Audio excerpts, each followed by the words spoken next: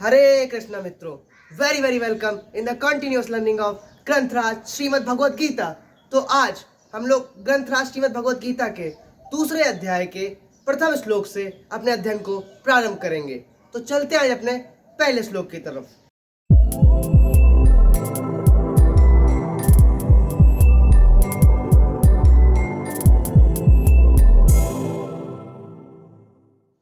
तम तथा कृपयाविष्टम अश्रुपूर्णा कुलेक्षणम विसिदन्ति इदं वाक्यम उवाच मधुसूदन। संजय ने कहा, करुणा से व्याप्त अश्रुपूरित नेत्रों वाले शोक युक्त अर्जुन को देख करके मधुसूदन ने ये वचन कहे। संजय धृतराष्ट्र की राज्यसभा में शामिल थे और श्री व्यास जी के शिष्य थे और भगवान श्री कृष्ण को यहाँ पर मधुसूदन कहा गया है क्योंकि उन्होंने एक बार मधु नाम के राक्षस का वध कर दिया था। और यहाँ पर अर्जुन कह रहे हैं कि जो उनके अंदर फेक इमोशंस है, जो उनके अंदर मधु नाम का कंफ्यूजन है, भगवान श्री कृष्ण उसका वध कर दें। अब पहली बार ग्रंथराज श्रीमद् भगवद गीता के अंदर भगवान श्री कृष्ण अर्जुन से कुछ कहेंगे और वो जो कहेंगे वो हमारे आपके और सिर्फ अर्जुन के लिए नहीं कहेंगे बल्कि समस्त जनमानस के लिए कहेंगे।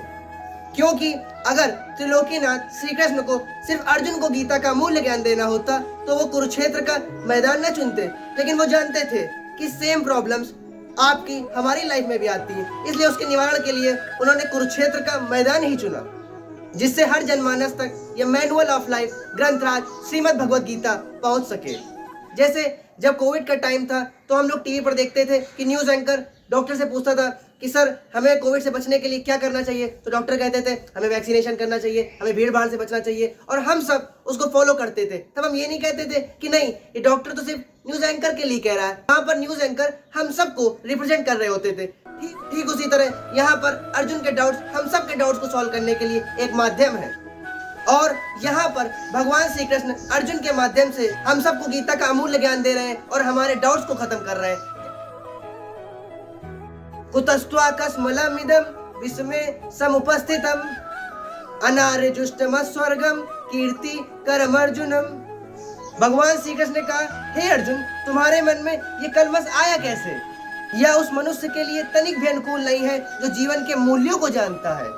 इससे उच्च लोक की नहीं बल्कि अपयश की प्राप्ति होती है। यहाँ पर भगवान श्री कृष्ण अर्जुन से कह रहे हैं कि तुम्हारे मन में ये कलमश अर्थात ये फेक इमोशंस, ये अज्ञानता आई कैसे कि ये मेरा परिवार है, ये मेरे लोग हैं, इसलिए मैं इनका वध नहीं करूंगा। ये उन लोगों पर बिल्कुल भी शोभा नहीं देता जो लाइफ की वैल्यूज को जानते हैं, जो जीवन के मूल्यों को जानते हैं। भगवान श्री कृष्ण अर्जुन से कह रहे हैं कि अर्जुन, तुम एक क्षत्रिय हो और तुम्हारा कर्तव्य ही है युद्ध करना। अगर तुम युद्ध नहीं करोगे तो तुमको इससे यश की प्राप्ति नहीं होगी बल्कि तुम्हें अपयश की प्राप्ति होगी। क्लैव्यम स्म गमा पार्थ नैतत्व उपपद्यते क्षुद्रम हृदय दौर्बल्यम तत्वोत्तिष्ठ परंतप। भगवान श्री कृष्ण कहते हैं, हे प्रथापुत्र, तुम इस हीन नपुंसकता को प्राप्त मत हो, ये तुम पर शोभा नहीं देता। हे शत्रुओं के दमन करता, हृदय की क्षुद्र दुर्बलता को त्यागो और युद्ध के लिए खड़े हो जाओ। भगवान श्री कृष्ण ने अर्जुन को प्रथापुत्र कहा है। चूंकि अर्जुन कुंती माता के पुत्र थे इसलिए उन्हें प्रथापुत्र कहा गया है। भगवान श्री कृष्ण हमारे आपके इमोशंस को, जिसके चलते हम अपनी बुरी आदतों से नहीं लड़ पाते कि इससे हमारा इमोशनल अटैचमेंट है, हम अपने बुरे रिलेशंस को नहीं छोड़ पाते कि इससे हमारी फीलिंग्स जुड़ी हैं, इससे हमारा इमोशनल अटैचमेंट है, इन चीजों को भगवान श्री कृष्ण ने नपुंसकता कहा है। और भगवान श्री कृष्ण कह रहे अर्जुन, तुम इस सब को छोड़ो और युद्ध करो। कथम भीष्महं संख्ये द्रोणं च मधुसूदन इसुभिः प्रत्युत्स्यानि पूजार्वर हरिसूदन। अर्जुन कहते हैं, हे मधुसूदन, हे शत्रुहंता, मैं किस प्रकार द्रोण और भीष्म पितामह जैसे पूजनीय व्यक्तियों पर उलट कर बाण चलाऊंगा। यहाँ पर अर्जुन युद्ध करने के लिए तैयार तो हो रहे हैं लेकिन वो पूछ रहे कैसे मैं अपने पूजनीय लोगों पर, भीष्म पितामह द्रोणाचार्य पर बाण चलाऊंगा। इनसे ही तो मैंने ये सब सीखा है। यहाँ पर अर्जुन बहुत ज्यादा टूट चुके हैं, बहुत ज्यादा डिप्रेशन में है। अब भगवान श्री कृष्ण अर्जुन को गीता का पूरा ज्ञान देंगे, जिसके बाद अर्जुन युद्ध लड़ेंगे भी और जीतेंगे भी।